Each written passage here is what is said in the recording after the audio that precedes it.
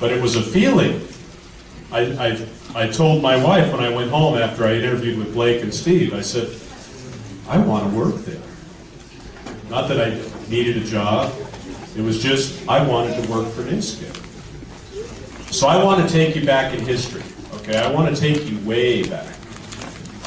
Some of you have seen these pictures, some of you haven't, but for those of you that are here and trying to understand where the company's roots are, because I believe that great companies come from good roots. And Nu Skin's one of those. This is where Nu Skin started its business. It's about 4 blocks that way. Very humble building. We had one little office in this, and this is where we got started. Now,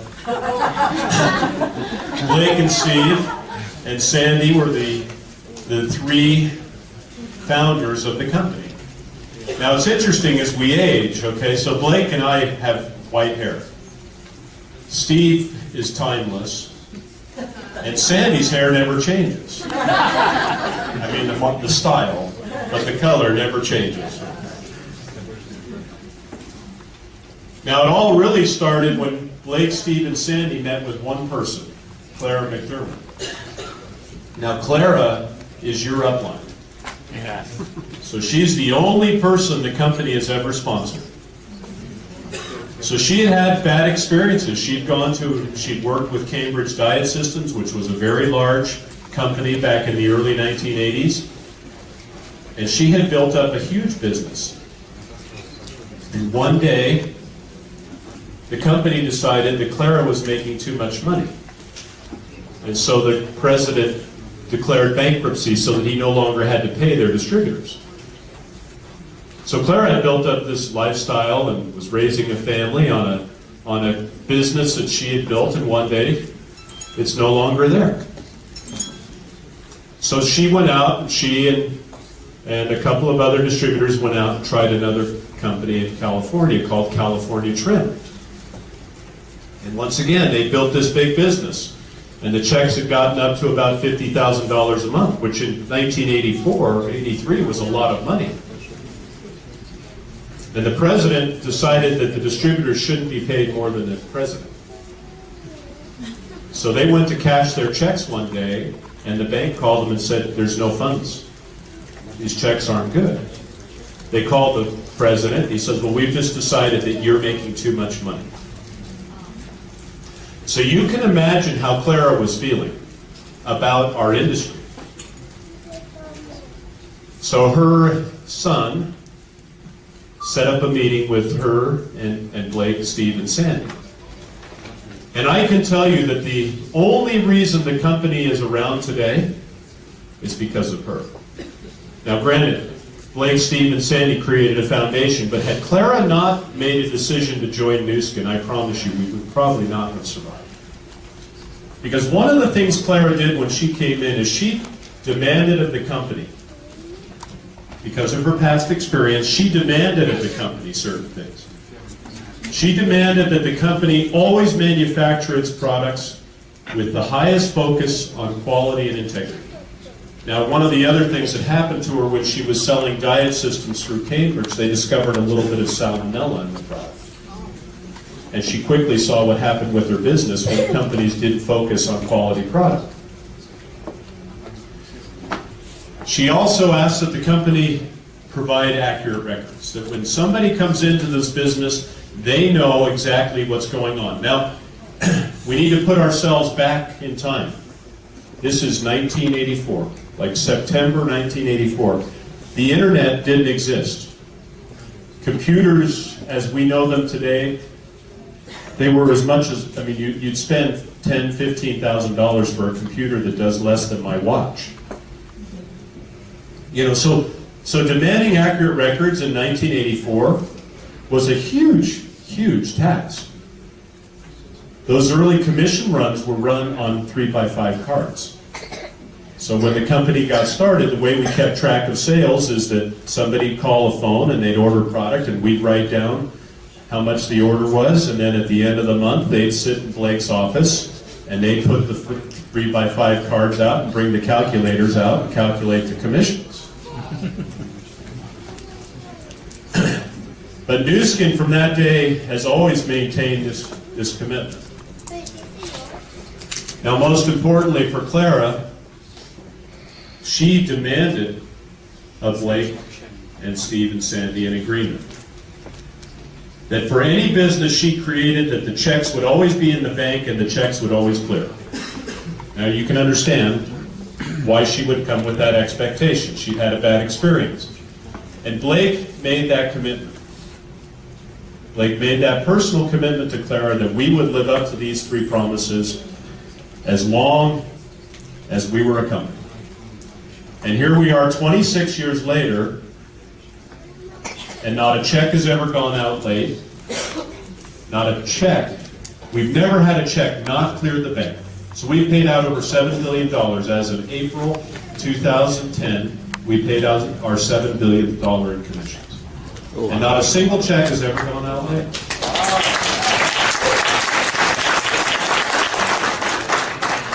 But here's the thing. Clara had to have trust, right? She had to, she didn't know Blake, Steve, and Sandy very well, but she had to develop a relationship of trust. And the one thing that I've discovered over the years, and you discover too, is that this whole business survives on trust. You have friends, family, business associates. They trusted you enough to go to a business opportunity meeting, right? You trusted somebody enough to go to a business opportunity meeting. And it all started with that relationship of trust. Now, I have 7 children and 3 grandchildren. And the one thing I try to teach my children is that society lives on a principle of trust. It exists. That if people can't trust you, then things don't work. And you think about all the things that we do based on trust. We deposit money in banks based on trust. We buy stocks based on trust. All of it is based on that simple principle that people can be trusted. And I've told my children, if there's anything that I teach you in your life, the one thing I want you to know is that honor and integrity are more important to me than anything else. And I've been proud to watch my children. My oldest is 31, and I've watched her grow and the things that she does, and I've watched my children over the years, and I've seen that they've understood this principle. I show this particular picture because when he was 6 years old, he came home from school one day and asked me for some money because he wanted to go buy some things in the school store. Now here in the United States, some schools are silly enough to have stores for kids to buy stuff. Really, we should be thinking about education, but so I gave him some money thinking that he was just going to go buy some candy. So that evening I came home from work, and he came running up to me with this little present wrapped in tissue paper. I remember as if it was yesterday. And it was wrapped in red ribbon, this little tiny red ribbon. And you can imagine my embarrassment, because I had made all sorts of assumptions. But he said, "Dad, I bought this for you." So I opened up the present, and inside was this little stone. Now, I've kept this with me every day. Every time I hop on a plane, I make sure it's with me. I keep this stone with me every day. You can't really see it right now, but that's a picture. And what it says is this. Because for him, he understood what I was talking about. Now, I use this to remind me every day, of the important responsibility we all have, that I have, that our staff has, that you have, to maintain that principle of trust. To my wife, to my children, to my grandchildren, to my staff, to you. I know, and you know, that principle matters here. When you walk through the building today, I want you to know that it matters. That trust is ultimately the fabric of our business. Now, it's particularly relevant, not that we asked for this. This had nothing to do with any request on the company.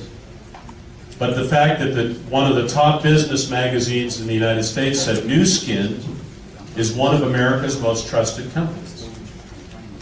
They just know that when they talk to a Nu Skin employee, when they talk to Sherman Hunt, or when they talk to our chief financial officer, they know that we're not going to paint a picture that's not true.